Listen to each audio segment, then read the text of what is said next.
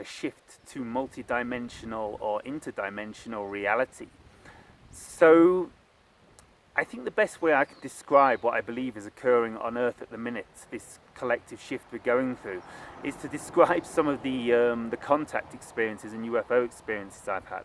So one of the first UFO experiences I had after doing the Dr. Stephen Greer C5 contact meditation back in the UK in 2008, I believe, was this big golden ball of light came flying over my house, and it sounded like an aeroplane. And I said to it in my head, if you're a UFO, go up and down. Quite rude of me, but they understood. And the instant I said that, it shot straight up about 200 feet in the air directly, like turned on a dime.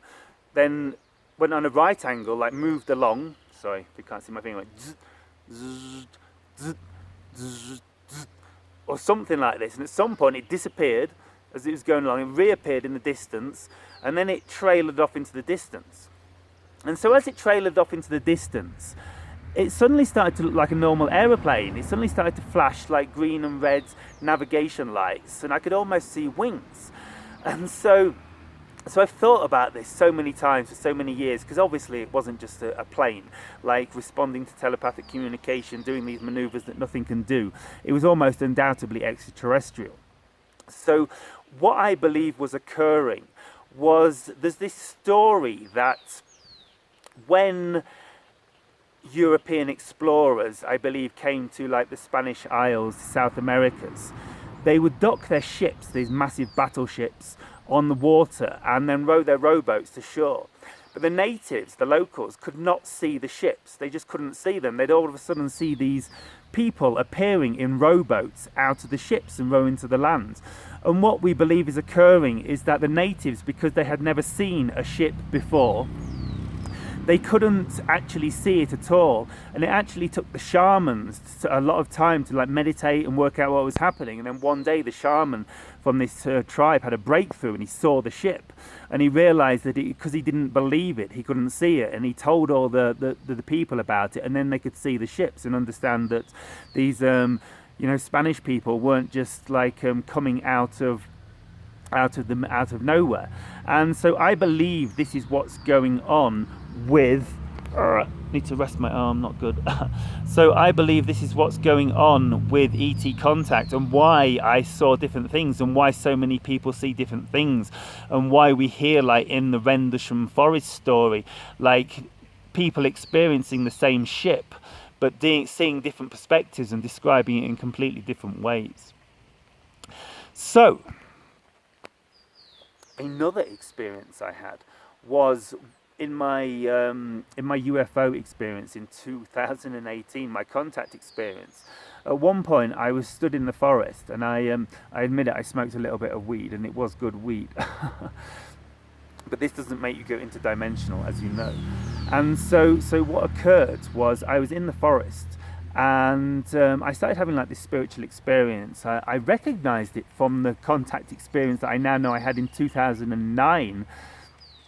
The awakening experience then that I suspected was contact, but I didn't remember anything. So this happened again. I had this missing time experience in the forest.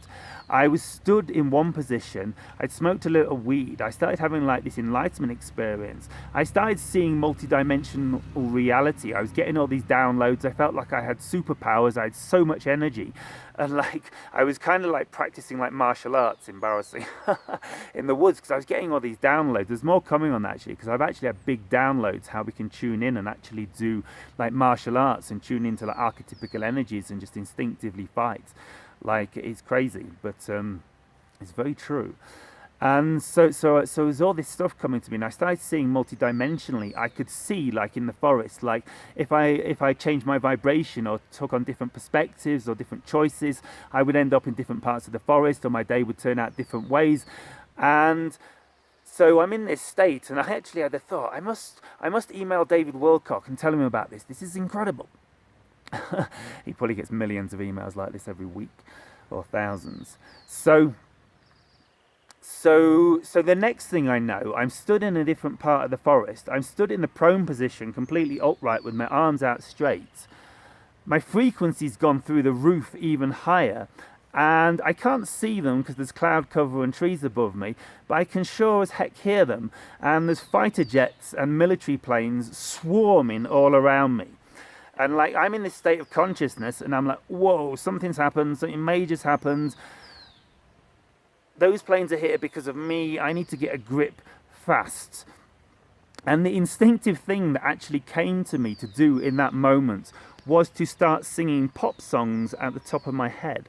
And I believe I started singing Jason Donovan, I Am the One and Only, or something like this, spreading out all these positive vibes and the understanding I had, because at some point I started to sort of realize, it dawned on me that I'd had a contact experience, I'd had a missing time experience. Missing time is well known in the field of ufology. And so I realized that I had to dominate the situation vibrationally, so that I didn't slip into fear and start creating negative situations for myself, which is a high possibility when you're in a very high vibrational state, because I was in a very high vibrational, extremely high vibrational, like unknowable from like my normal human perspective. And the higher our vibration goes, the faster we create our reality. So we're almost at a point of instantaneous manifestation here. So I know that I've got to keep my vibration high. So I spend like 2 hours walking through the forest. Somehow I can't find my way out, even though it's just a small woods and like the paths are only a few yards away. It's very bizarre. I know why it happened actually, because I had to sit down and really connect with the Yael and connect with their consciousness and like speak to them and discuss a little about what happened, and apologize for being a rude human for so many years and portraying them in a bad way, because that was sort of what was coming up. But that's another story. And so yes, so I knew I had to keep my vibration high. So I started like praying to Christ. It's amazing what you do when you're desperate, yeah.